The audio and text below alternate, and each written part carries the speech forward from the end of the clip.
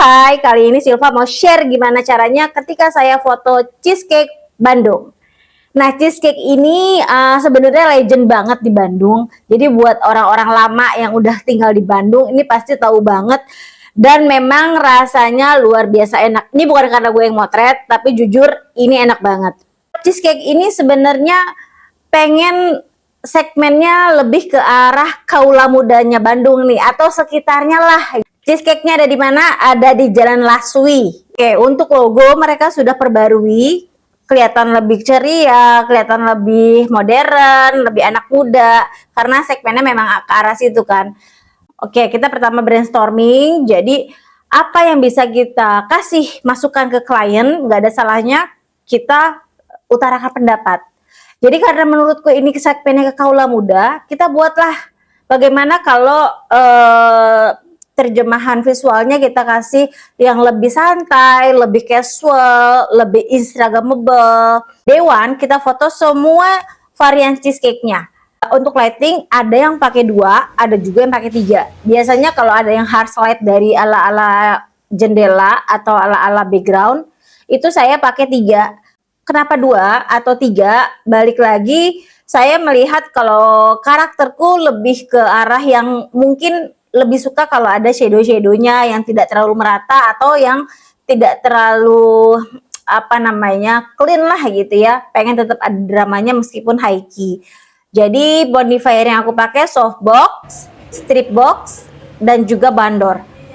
Untuk pemilihan alas dan background, lagi-lagi saya menyesuaikan karena kepengennya nggak terlalu gelap dan tidak terlalu dark mood, jadi saya memilih background yang aman ke arah coklat muda atau abu-abu misalkan. Nah itu yang mungkin yang sudah disepakati. Jadi jangan lupa sebelum motret sepakati dulu background sama alas, karena mereka adalah part yang paling penting yang dapat menghasilkan ambience apa yang ingin kamu dapetin. Di project ini saya nggak memakai food stylist, saya merangkap food styling juga, fotografer juga. Kenapa nggak memakai food stylist? Karena satu, cake-nya sudah aman, dan 2, konsep yang saya buat ini hanya membutuhkan set dan cerita bagaimana bermain komposisi dengan properti-properti sekitarnya. Next, eksekusi. Eksekusi itu sehari aku mungkin bagi saran sekitar ya dari 10 sampai 20 lah. Karena apa? Karena kejar tayang. Dan lagi-lagi makanan ini, kue ini juga sudah dalam keadaan aman, dan ada pesan-pesan dari ownernya yang sebenarnya tidak mau terlalu terlihat sempurna cake-nya. Jadi mau yang dilihatin di visual yaitu apa adanya. Jadi kalau ada misalkan sedikit bukan cacat ya, sedikit kayak ada misalkan goresan atau sedikit ada kayak kurang rapi di bagian topping, itu biarin aja karena itu requestnya klien, nggak mau terlalu sempurna di foto karena memang yang mau ditampilkan apa adanya seperti yang disajikan di display atau disajikan ke pembeli tentunya gitu. Nah dari setiap varian cake kan berbeda-beda tuh ya konsep stylingnya, tapi tetap ada benang merahnya tentunya. Nah gimana caranya saya membangun atau memilih properti dan memilih bagaimana styling dari setiap foto itu tetap ada benang merahnya, tapi berbeda-beda juga secara properti. Misalkan ya udah karena ini konsepnya editorial, lebih ke table situation, saya banyak menggunakan bunga-bunga sebagai table decor. Itu sangat ngebantu untuk supaya kita kesannya menyajikannya benar-benar di suasana meja. Nah biasanya kan di meja makan atau di meja rumah itu kan suka ada table decor ya.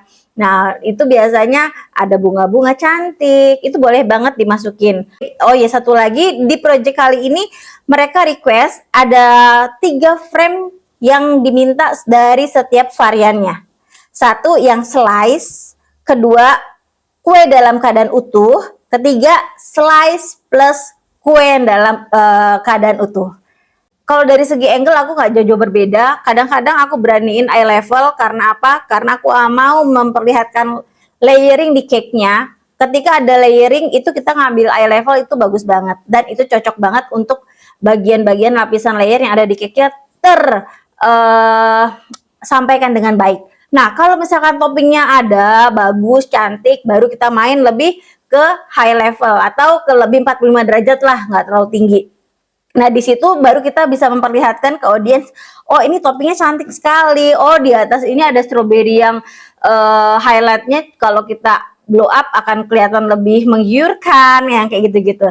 Nah, jadi setiap foto nggak ada salahnya kita bermain angle sesuai dengan karakter kuenya lagi tadi. Di meeting sebelumnya kita membicarakan juga soal menggunakan konsep yang melibatkan talent. Nah, talent ini pun juga harus kita pikirkan apa yang cocok dan cerita apa lagi yang mau disampaikan.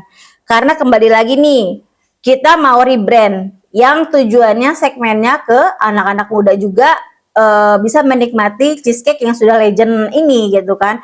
Oke, berarti pertama kita sepakat menggunakan talent anak-anak muda yang dimana mungkin mereka kelihatan enjoy menikmati cake-nya di sebuah cafe dengan suasana yang mungkin menyenangkan, saling kelihatan happy. Terus ada ibu-ibu hamil muda. Kenapa ada ibu hamil muda? Ini sebenarnya unik juga karena apa?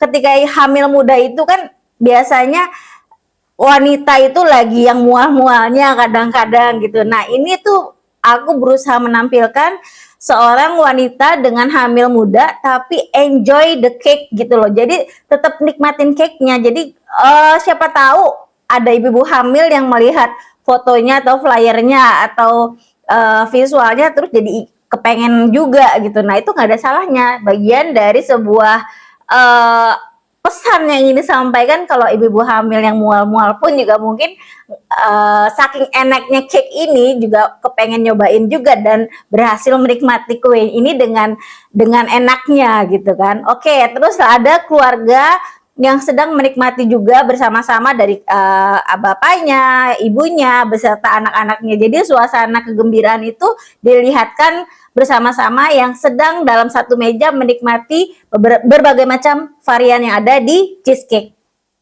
Terakhir, day 3, aku foto untuk request dari mereka bagaimana mereka ingin memperlihatkan higienisnya dapurnya cheesecake. Ya, jadi saya bawa kamera, bawa lighting ke dapurnya cheesecake. Di situ aku ingin menyampaikan, oh inilah dapurnya cheesecake yang sangat higienis. Terus karena waktu itu lagi masa pandemi juga, orang-orang sejak pandemi itu kan rasa paranoidnya agak sedikit bertambah ya. Jadi takut jajan, takutnya nggak higienis. Nah, di sini tugas aku untuk menyampaikan secara visual kalau hai, dapurnya cheesecake bersih loh. Hai, koki-kokinya cheesecake menggunakan standar kebersihan yang aman loh. Jadi aku lihatkan bagaimana mereka situasi di dapur, bagaimana dapurnya, dan bagaimana mereka memproduksinya, menggunakan sarung tangan, dapurnya bersih, dan lain-lain. Intinya dari 3 konsep yang diminta sama mereka, foto menu varian tiap cake, foto visual dengan talent, ketiga foto bagaimana menyajikan visual yang kita menyampaikan pesan kalau dapurnya atau activities chef atau dapurnya cheesecake ini aman dan higienis, itu sudah tersampaikan. Semoga ini menjadi sebuah referensi atau inspirasi buat teman-teman ketika dihadapkan dengan project yang sama atau yang mirip-mirip. Jadi semoga video ini bermanfaat dan menjadi inspirasi buat teman-teman semua yang mungkin dihadapkan dengan project yang sama. Jangan lupa subscribe, follow, like, dan bunyikan lonceng kamu supaya kalau aku rajin konten terus. Baiklah kalau gitu, assalamualaikum warahmatullahi wabarakatuh. Sampai jumpa.